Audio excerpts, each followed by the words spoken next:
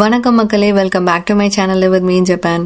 Week டேஸில் என்னோட மார்னிங்லாம் வந்து பார்த்தீங்கன்னா 6 to 6:30 ஏஞ்சிருவேன். ஏஞ்சி 1 ஹவருக்குள்ளார பிரேக்ஃபாஸ்ட் அண்ட் லஞ்ச் வந்து ப்ரிப்பேர் பண்ணிடுவேன். ஏன்னா 7 o'clock ஹஸ்பண்ட் வந்து ஆஃபீஸ்க்கு கிளம்பிடுவாங்க. ஆஃபீஸ் வந்து வீட்டிலேருந்து கொஞ்சம் தூரமாக இருக்குது அப்படிங்கிறதுனால தான் இவ்வளோ ஏர்லியராக ஸ்டார்ட் பண்ணுறாரு. மோஸ்ட் ஆஃப் த டேஸ் 1 ஹவருக்குள்ளார லஞ்ச் ப்ரிப்பேர் பண்ணி கொடுத்துருவேன். பட் ப்ரிப்பேர் பண்ண முடியாத டைமில் வந்து லஞ்ச் பேக் பண்ணி அனுப்ப முடியாது ஆப்வியஸாக. ஸோ அந்த டைமில் அவர் வந்து ஆஃபீஸில் கேண்டீனில் வாங்கி சாப்பிட்டுக்குவாங்க.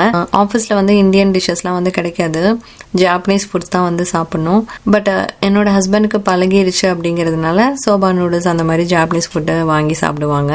அவர் ஆஃபீஸ் கிளம்புனதுக்கப்புறமா எனக்கு இருக்கிற முக்கியமான டாஸ்க் வந்து கிருஷிவை கிளப்பி ஸ்கூலுக்கு அனுப்புறது தான். அண்ட் இப்பெல்லாம் வந்து கிருஷி வந்து சாம்பார் ரைஸ் வந்து லஞ்சுக்கு எடுத்துட்டு போறனால அது எனக்கு ரொம்பவே யூஸ்ஃபுல்லா இருக்கு. நிறைய வெஜிடபிள்ஸ் போட்டு பருப்பு போட்டு சாம்பார் செய்யறனால நியூட்ரிஷனாகவும் இருக்கும். அண்ட் ரைஸ் கூடயும் சாப்பிட்டுக்கலாம். அதே மாதிரி தோசை கூட சட்னி கூட சேர்ந்து கொஞ்சம் சாம்பாரும் ஊற்றி சாப்பிட்டுக்கலாம்.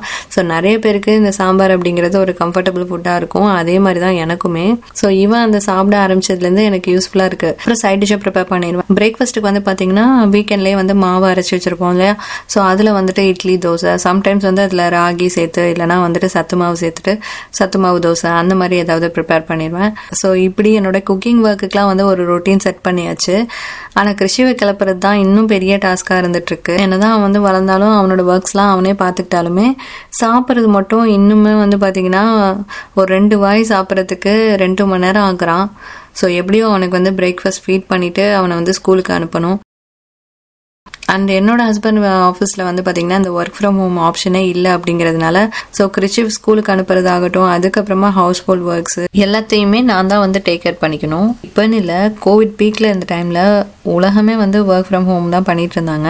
ஸோ அந்த பீரியட்லேயுமே வந்து என்னோட ஹஸ்பண்ட் ஆஃபீஸில் வந்து ஆஃபீஸ் போய் தான் வந்து ஒர்க் பண்ணணும். ஸோ கோவிட் டைம்லேயும் சரி இப்போ வரைக்குமே வந்து பார்த்திங்கன்னா நிறைய ஜாப்பனீஸ் கம்பெனிஸில் இந்த ஒர்க் ஃப்ரம் ஹோம் ஆப்ஷனே வந்துட்டு அக்செப்ட் பண்ணிக்கிறது இல்லை.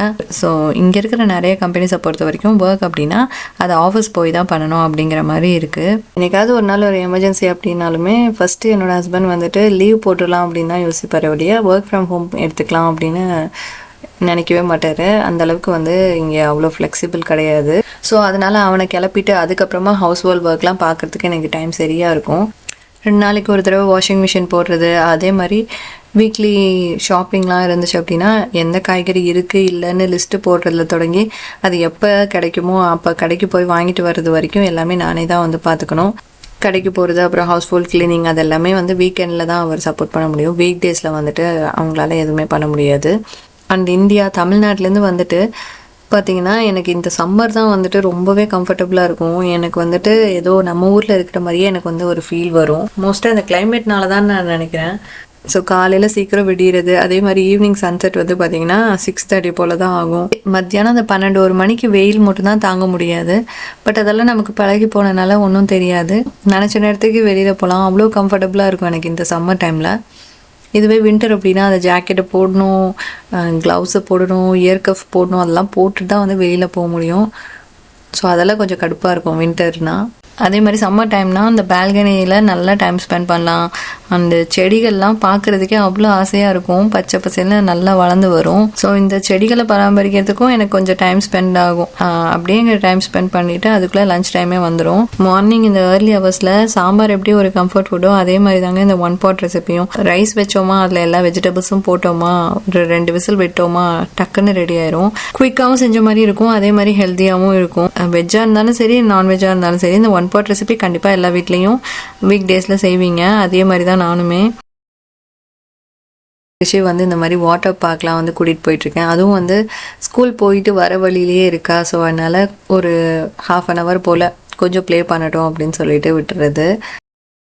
ஏன்னா இப்போ சம்மரில் விட்டோன்னு வைங்களேன், அதுக்கப்புறமா ஆட்டம் வந்துட்டு அப்புறம் வின்டர் சீசனும் வர ஆரம்பிச்சிடும். அப்போ ரொம்ப குளிர ஆரம்பிச்சிடும். ஸோ அந்த டைம்லலாம் வந்து வெளியில் வரதே வந்துட்டு ரொம்ப கஷ்டமாக இருக்கும்.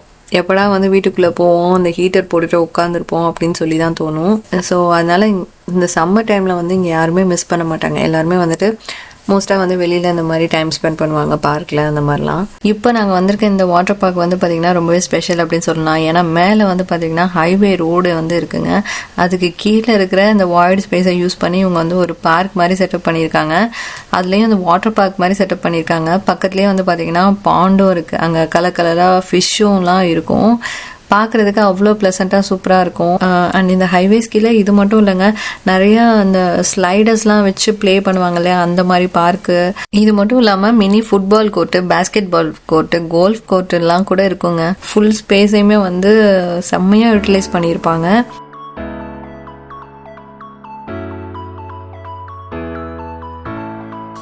ஸோ இந்த மாதிரி டே ஃபுல்லாக வந்து என்னை எங்கேஜாக வச்சுக்குவேன். அண்ட் இது போக ஏதாவது எக்ஸ்ட்ரா டைம் கிடைக்குது, இல்லைனா வந்துட்டு மைண்ட் ரிலாக்ஸேஷனுக்காக ஏதாவது பண்ணணும் அப்படின்னா முன்னாடிலாம் வந்துட்டு புக்ஸ்லாம் ரீட் பண்ணிட்டு இருந்தேன். பட் நெட்டெல்லாம் வந்ததுக்கப்புறமா கொஞ்சம் நேரம் யூடியூப் பார்க்கலாம், இல்லைனா வந்துட்டு இன்ஸ்டா பார்க்கலாம் அப்படின்னு சொல்லிட்டு உட்காந்தேன் அப்படின்னா டைம் போகிறதே தெரிய மாட்டேங்குது. ஸோ அதனால புக் ரீடிங்லாம் வந்து பயங்கரமாக குறைஞ்சிருச்சு. இருக்கிற கொஞ்சம் டைமில் ஏதாவது க்ரியேட்டிவாக பண்ணணும் அப்படின்னு சொல்லிட்டு எனக்கு எப்போவுமே தோணிகிட்டே இருக்கும். ஸோ அந்த மாதிரி ஒரு ஒர்க் தான் வந்து இப்போ பண்ணிகிட்ருக்கேன். இது ஒன்றும் இல்லை, இது வந்து பார்த்திங்கன்னா கிச்சன் டிஷ்யூ பேப்பர் இருக்குல்ல, அந்த ரோல் இது. அதை வந்து இப்போ கோல்டன் பெயிண்ட் அடிச்சிட்ருக்கேன்.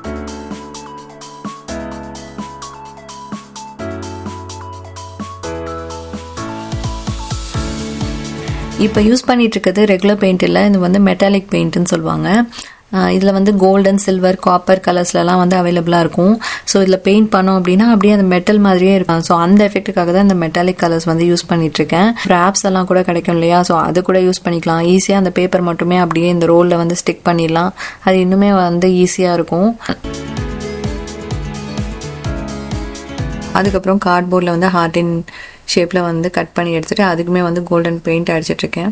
இது எதுக்கு அப்படின்னா, நெட்டில் வந்து பார்த்தேன், ஒரு ஃப்ளவர் ஃபோல்டர் வந்து பார்த்தேன்.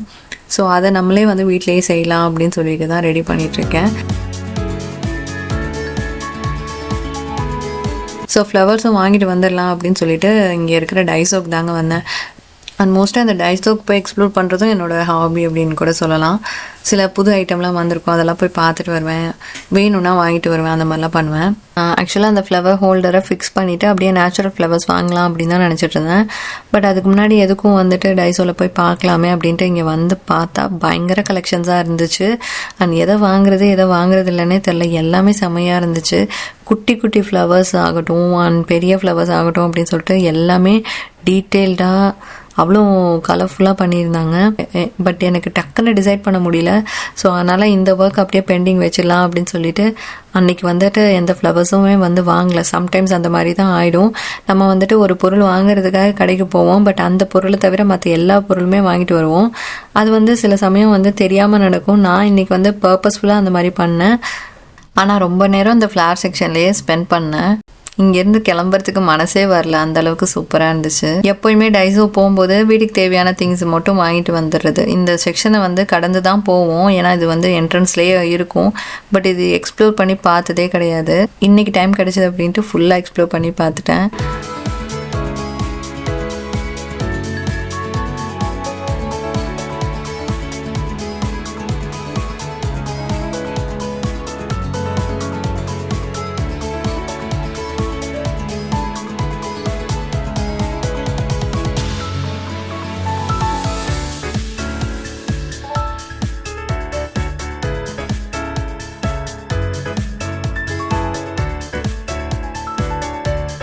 வீட்டுக்கு தேவையான இந்த கார்பேஜ் பேக் வந்து வாங்க வேண்டிய இருந்துச்சு. சரின்ட்டு அதையுமே பார்த்து வாங்கிட்டு, இந்த கார்பேஜ் பேக்கே வந்து பாருங்களேன், சைஸ் டிஃப்ரென்ஸ் மட்டும் இல்லாமல் டிரான்ஸ்பரண்ட்டு அப்புறம் ஒயிட் அப்படின்ட்டு நிறைய வெரைட்டிஸில் இருக்குது. அது மட்டும் இல்லாமல் இங்கே ஆர்கனைசேஷனுக்கும் நிறைய திங்ஸ் வந்து கிடைக்கும்.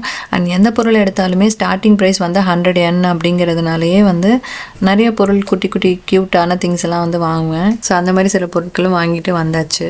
இங்கே எங்கே போனனாலும் பக்கத்தில் போகிறதுக்கு சைக்கிளில் தான் போவோம் இல்லையா.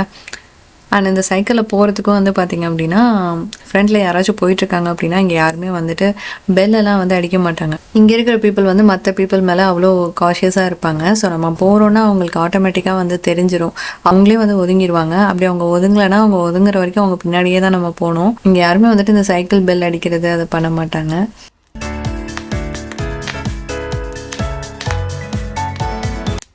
நீங்கள் சம்மர் சீசன்னா கார்ன் சீசன் அப்படின்னு சொல்லலாம். ஒரு 2 மாதத்துக்கு சூப்பராக கார்ன் கிடைக்கும். அண்ட் இந்த கார்ன் எல்லாமே வந்து பார்த்திங்கன்னா ஸ்வீட் கார்ன் தான். நம்ம ஊரில் கூட இந்த மாதிரி ஸ்வீட் கார்ன்ஸ் தான் இப்போ கிடச்சிட்ருக்குன்னு நினைக்கிறேன். பட் முன்னெல்லாம் வந்து பார்த்திங்கன்னா அந்த நாட்டு சோளம் அப்படின்னு சொல்லுவாங்க. அது வந்து ஒரு மாதிரி கொஞ்சம் ஹார்டாக இருக்கும். அதை வேக வச்சு சாப்பிட்டாலும் சரி, அதே மாதிரி நீங்கள் வந்து சுட்டு சாப்பிட்டாலும் சரி, ரொம்பவே ஹார்டாக இருக்கும். கார்ன் இந்த வெரைட்டிஸ் வந்து பார்த்திங்கன்னா ஹார்டாக இல்லை, அதே சமயம் பயங்கர ஸ்வீட்டாக இருக்கும். ஸோ இதனால தான் இதுக்கு வந்து ஸ்வீட் கார்ன் அப்படின்னே பேர் வந்துச்சு போல்.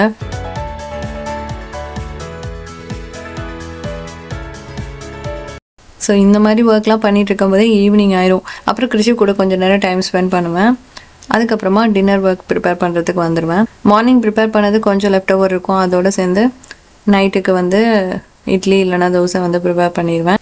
இதுக்கு நடுவில் ஏதாவது புது ரெசிபி ப்ரிப்பேர் பண்ணணும் அப்படின்னா அதை வந்து ட்ரை பண்ணுவேன். டின்னருக்கு வந்து அவர் ஆஃபீஸ்லேருந்து டைமுக்கு வந்துட்டார் அப்படின்னா அப்போ ஏதாவது புதுசாக ட்ரை பண்ணுவேன். But most of the time அவர் லேட்டாக வரனால நாங்கள் வந்துட்டு இருக்கிற மாவு வச்சு ஏதாவது செஞ்சு சாப்பிட்ருவோம். டின்னருமே வந்து பார்த்திங்கன்னா மோஸ்ட்டாக 3 பேரும் சேர்ந்து சாப்பிட தான் வந்து ட்ரை பண்ணுவோம். பட் சம்டைம்ஸ் அவர் வரத்துக்கு லேட் ஆயிரும். அண்டு ரொம்ப லேட்டாக சாப்பிட்டானா கிருஷி நெக்ஸ்ட் டே மார்னிங் ஸ்கூலுக்கு கிளம்பணும் இல்லையா? ஸோ அதனால நானும் கிருஷியும் சேர்ந்து டின்னர் சாப்பிட்ருவோம். அவர் வந்தார் அப்படின்னா அவர் தனியாக உட்காந்து சாப்பிடுவார். அந்த மாதிரி தான் இங்கே இருக்கும்.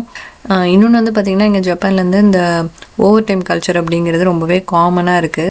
ஜென்ரலாக நமக்கு வந்து நிறைய ஒர்க் இருக்குது, இல்லைனா டெலிவரபிள்ஸ் இருக்குது, ப்ராஜெக்ட் முடிக்கணும் அப்படின்னா அந்த டைமில் ஓவர் டைம் பண்ணுறது அது வந்து எல்லாருமே பண்ணுறது தான். ஆனால் அந்த மாதிரி இல்லை ஜப்பானில் இருக்கிற இந்த ஓவர் டைம் அப்படிங்கிறது. டெய்லி நம்ம 8 to 9 hours normal working times போக ஒர்க் இருக்கோ இல்லையோ நம்ம வந்து ஆஃபீஸில் தான் டைம் ஸ்பெண்ட் பண்ணணும். அதுதான் வந்து இந்த ஓவர் டைம் அப்படின்னு சொல்லுவாங்க. இந்த ஓவர் டைமுக்கு பேலாம் இருந்தாலுமே ஒர்க் லைஃப் பேலன்ஸ் அப்படிங்கிறது கம்மியாகும். ஏன்னா இந்த மாதிரி ஓவர் டைம் பண்ணிட்டு வரதுக்குள்ளே கிட்ஸ் எல்லாம் வந்து தூங்கவே போயிடுவாங்க. ஸோ ஃபேமிலி கூட டைம் ஸ்பெண்ட் பண்ண முடியாது ஆப்வியஸாக வீக் டேஸில்.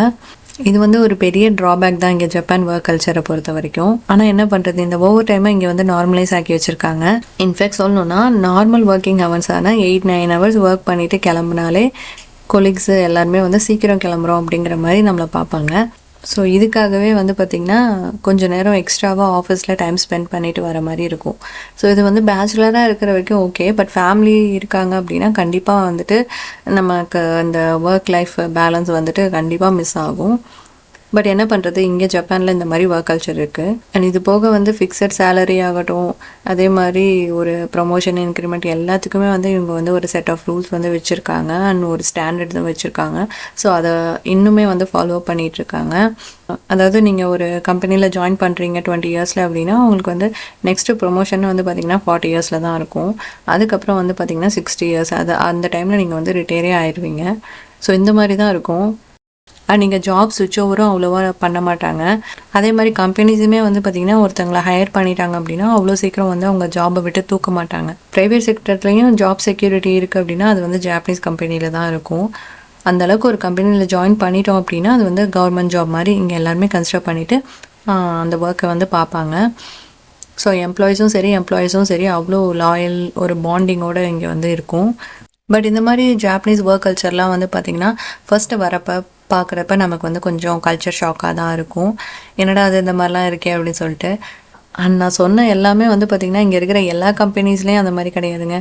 இங்கேயுமே வந்து நிறையா MNC கம்பெனிஸ் இருக்குது, IT கம்பெனிஸ் இருக்குது. அந்த கம்பெனிஸ்லாம் இந்த ஜாப்பனீஸ் ஒர்க் கல்ச்சர்லாம் ஃபாலோ பண்ணுறது கிடையாது. ஹைப்ரிட் ஒர்க் ஆகட்டும் இல்லைனா ஃபுல்லி ரிமோட் ஜாப்ஸ் கூட இங்கே வந்து அவைலபிளாக இருக்குது. அண்ட் ரொம்பவே ஃப்ளெக்சிபிளாக இருக்கக்கூடிய ஜாப்ஸ் கூட இங்கே இருக்குது. ஸோ இந்த ஜாப்பனீஸ் ஜாப் கல்ச்சர் அப்படிங்கிறது கம்பெனி மாறுது. நீங்கள் ஒர்க் பண்ணுற கம்பெனியில் எந்த மாதிரி ஜாப் கல்ச்சர் ஃபாலோ பண்ணுறாங்களோ ஸோ அதை தெரிஞ்சு வச்சுக்கோங்க. ஏன்னா தெரியாமல் இங்கே வந்துட்டு ஷாக் ஆகுறதுக்கு தெரிஞ்சுட்டு நீங்கள் வந்து மென்டலாக ப்ரிப்பேர்டாக வந்தீங்க அப்படின்னா கண்டிப்பாக அது வந்து உங்களுக்கு ஹெல்ப்ஃபுல்லாக இருக்கும். இந்த வீடியோ பிடிச்சிருந்தா மறக்காமல் லைக் பண்ணிடுங்க அண்ட் உங்கள் ஃப்ரெண்ட்ஸுக்கும் ஷேர் பண்ணுங்கள். அண்ட் இந்த மாதிரி நிறையா ஜப்பானை பற்றி தெரிஞ்சுக்கணும் அப்படின்னா என்னோட சேனலில் சப்ஸ்கிரைப் பண்ணி வச்சுக்கோங்க. மறுபடியும் நான் உங்களை இன்னொரு இன்ட்ரெஸ்டிங்கான வீடியோவில் சந்திக்கிறேன். அது வரைக்கும் tata friends, take care and bye from Preethi.